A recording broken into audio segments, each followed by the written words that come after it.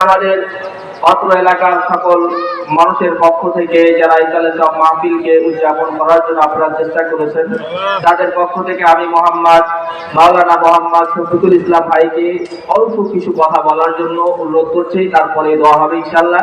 আমরা যারা এখনো আসছি, মেহরবানি করে ভলান্টিয়ারদের সুযোগ করে দিই কাজ করে দেওয়ার জন্য।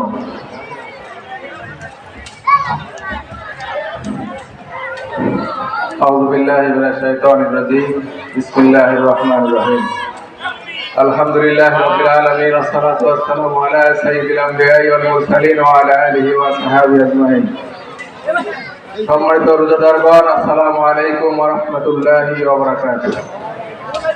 আমি ঈদুল সওয়াব উদযাপন কমিটির পক্ষ থেকে আপনাদের সবাইকে হৃদয়স্থল থেকে ধন্যবাদ জ্ঞাপন করছি। আপনাদের অক্লান্ত পরিশ্রম, অক্লান্ত শ্রম, অর্থ, আপনাদের খাটাখাটির ভিতর দিয়েই আমরা আপনাদেরকে সাথে করে নিয়ে এই মাহফিল উদযাপন করে থাকি। মাহফিল করতে গিয়ে অনেক ভুল ত্রুটি বিচ্যুতি অনেক কিছু হয়ে থাকে। যদি আপনাদের কাছে তেমন কোনো মাহফিল সংক্রান্ত কোনো সমস্যা আপনাদের কাছে পড়ে থাকে অবশ্যই যদি আমাদেরকে আপনারা নক করেন, তাহলে আগামীতে আমাদের জন্য সেটা শুধরিয়ে নেওয়া সম্ভব। আমার অনুরোধ, যদি মাহফিল করতে গিয়ে কোনো ভুল ত্রুটি হয়ে থাকে, হওয়াটাই স্বাভাবিক।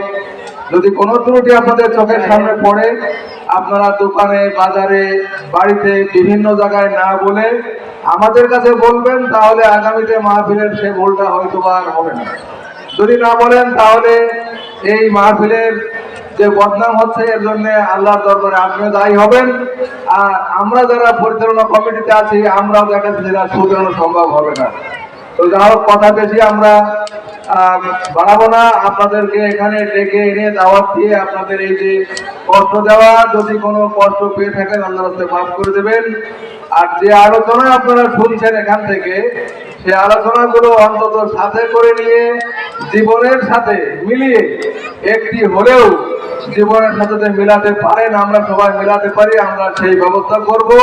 যদি আমরা জীবনের একটি পরিবর্তন এই আলোচনার মাধ্যমে আনতে পারি, তাহলে আমাদের এই মাহফিল সার্থক, আপনাদের শোনাও সার্থক, আমাদের পরিশ্রম সার্থক।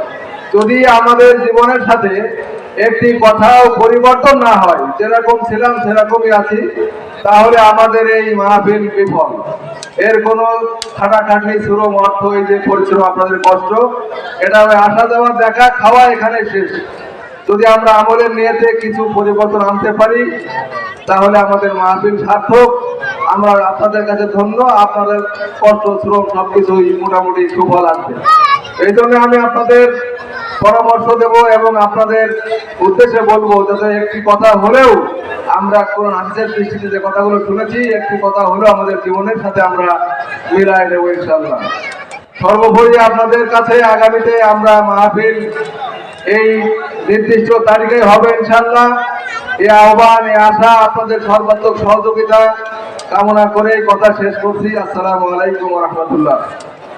আর একটি বিশেষ অনুরোধ আপনাদের প্রতি, সেটা হলো যে মাহফিলের আগ মুহূর্তে সবাই রোজাদার যারা আমাদের এখানে স্বেচ্ছাসেবক আছে, আমার জানার মধ্যে কেউ রোজা নেই এমন স্বেচ্ছাসেবক আমার জানার মধ্যে নেই। সারাদিন অক্লান্ত পরিশ্রম করছে। আপনারা এমন ব্যবহারটা তাদের কাছে দিবেন না যাতে আপনারাও ব্যবহারটা খারাপ পান।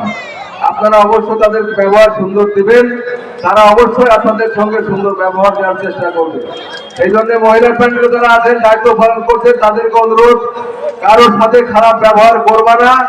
যেখানে যে অবস্থা আছে সুন্দর ব্যবহার দিয়ে মেহমানদের বিদায় দেওয়া, এটা হচ্ছে আমার স্বেচ্ছাসেবকদের প্রতি আমার আন্তরিক কথা এবং আমার অনুরোধ।